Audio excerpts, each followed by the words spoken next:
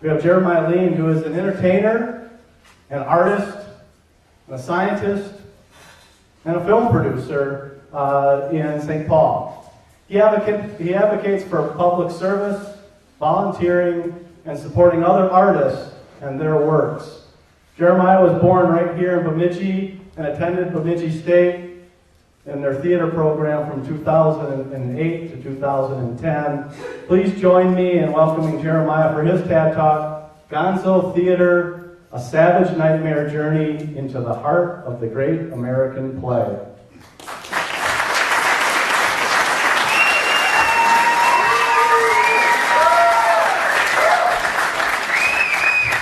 Thank you all for having me. I'd like to take this opportunity to thank the TED organizers as well as Professor Satchel and Blessing for inviting me to talk here. Anytime that I can present my work and my ideas is a great opportunity, so I really appreciate that.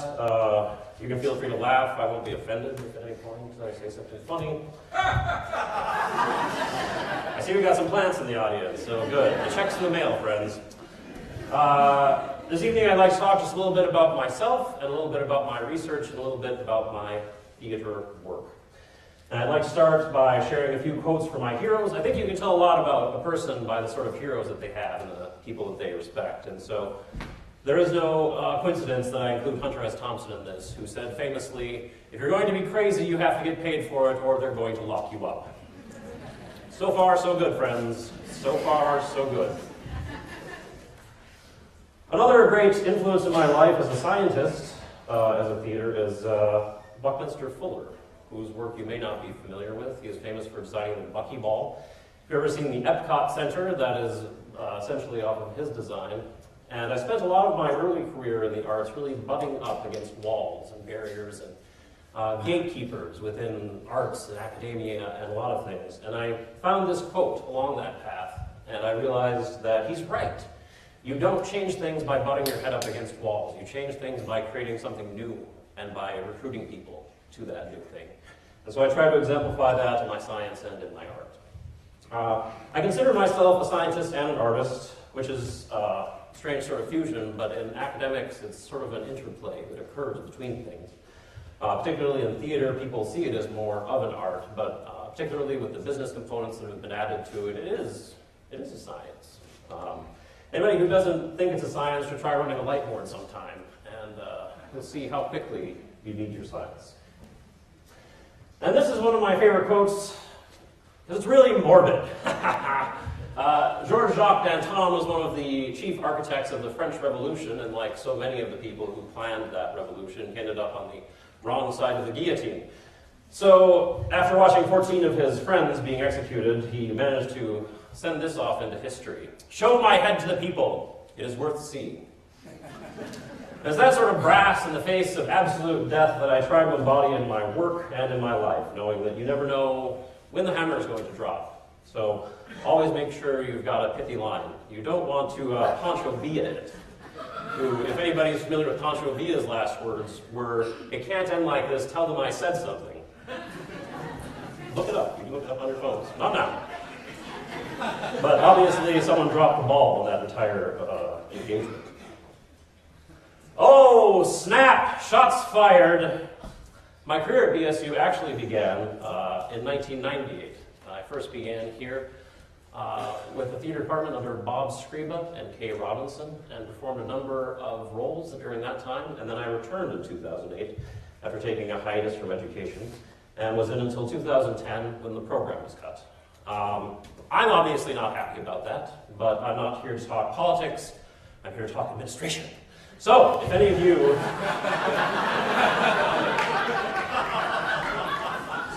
like me feel that the arts have a place in a liberal arts education, I would appreciate you contacting the higher-ups and rattling some cages.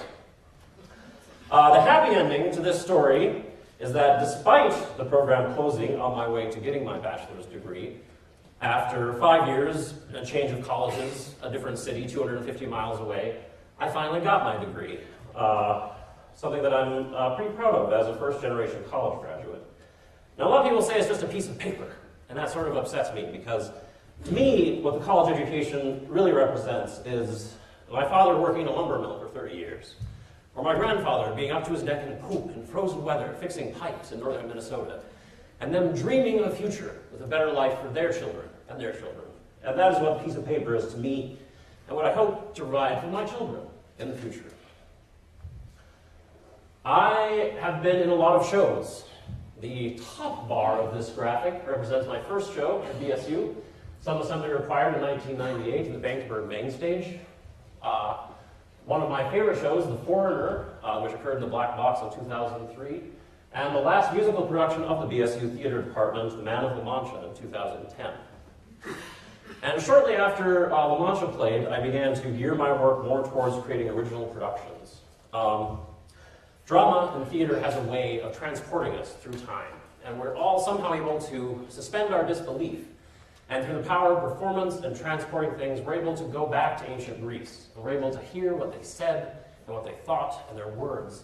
And it is this miraculous feat that is accomplished sort of in a everyday, commonplace way. But what's important to me, I think, is that we have things that we do in our lives. We have our dreams, we have our goals, and I think that they're important, and they also deserve to be transferred to our future. And so that's what I attempt to do somewhat through my work, is try to communicate with that future and show what sort of lives we live, what things are important to us, and what sort of challenges we face. In addition to this, I do other stuff too. I don't know. Life is sort of such that you get a degree in something, you get a career, and you say it until you die. We haven't moved much past serfdom in that regard. But in addition to theater and sustainability, I am a proud parent of 2 lovely daughters with my supportive partner, whom I love very much. I also write outside of the theater, including novels and essays. I'm also trying to catch Joseph Kony, apparently alone because everybody's given up on it, but I've created 13 Kickstarters over the course of 6 years, and the Joseph Kony one is one of a handful who have been canceled, but we're going to keep plugging away at it, folks.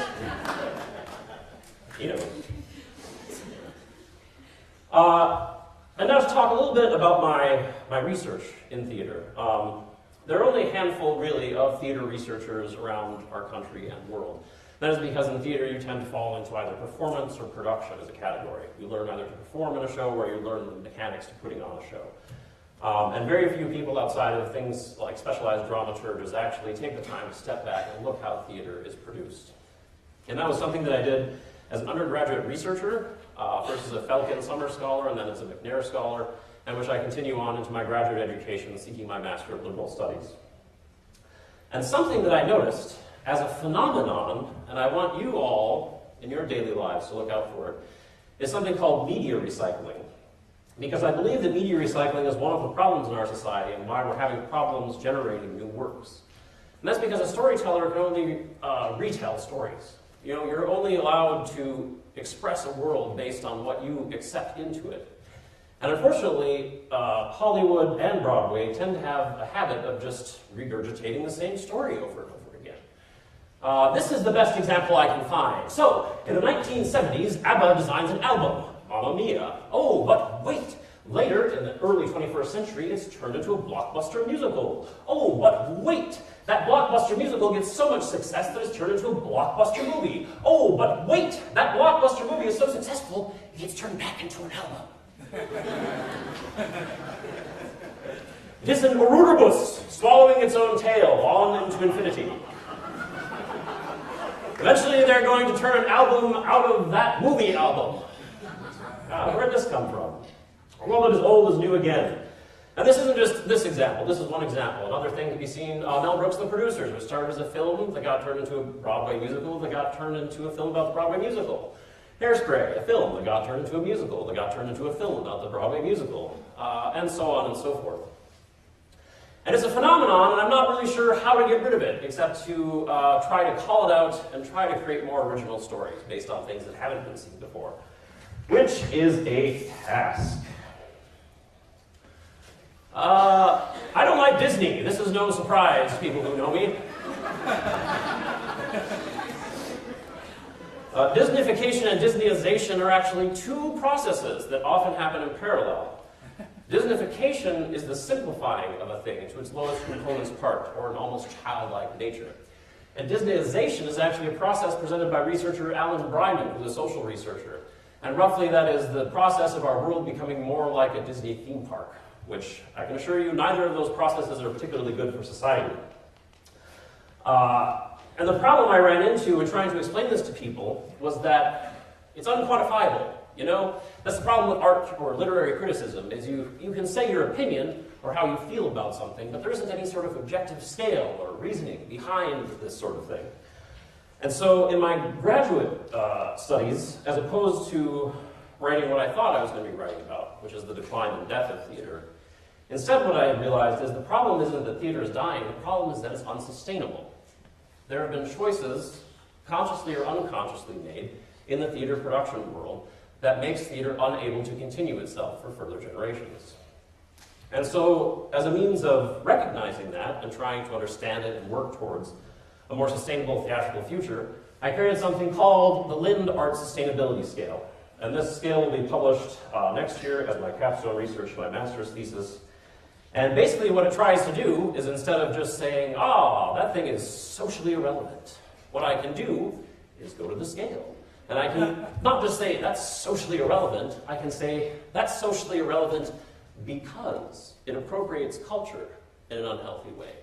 Or, that production is unsustainable because you're shipping all of your performers in from 1,000 miles away as opposed to casting local talent.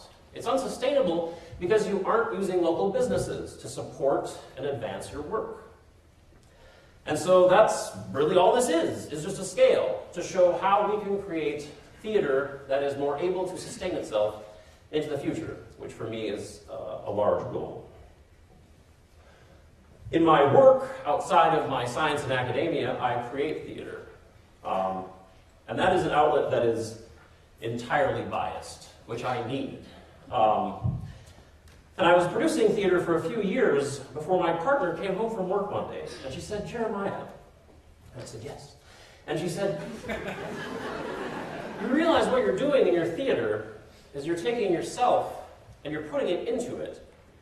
And isn't that what Hunter S. Thompson did?" And I thought about it.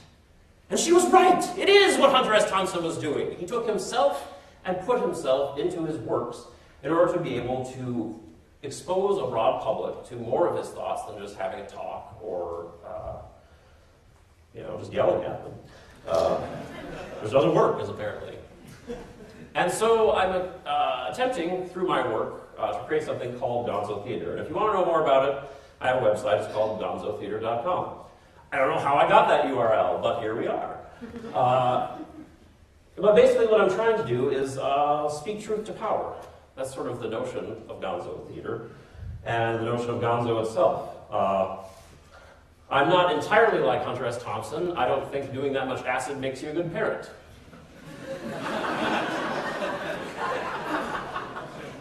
But the idea of speaking truth to power, I think, is a good one. We need people who are willing to sit on the fringe and describe how things are going badly in a way that isn't censored or professional or anesthetized by the process of our current media, that's raw and truthful and is able to try to countermand and react to the forces that tend to destabilize us. So, that's it really. Gonzo, through combining my work as an artist and a theater creator, I hope to create a body of literature that can show what it is like to live in our world, and that's communication that's sent freely to the future, but more specifically to my children and their children, so that when I'm dead, they have something to look at, to see what I believed and what I fought for.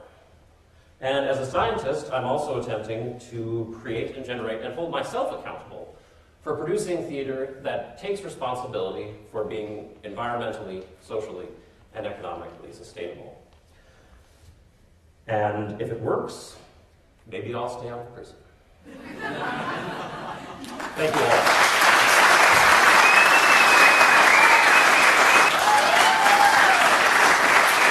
I was shocked and surprised that I was in one of the slides. I was convict number 2 in a play that we wrote to a hellacious jail.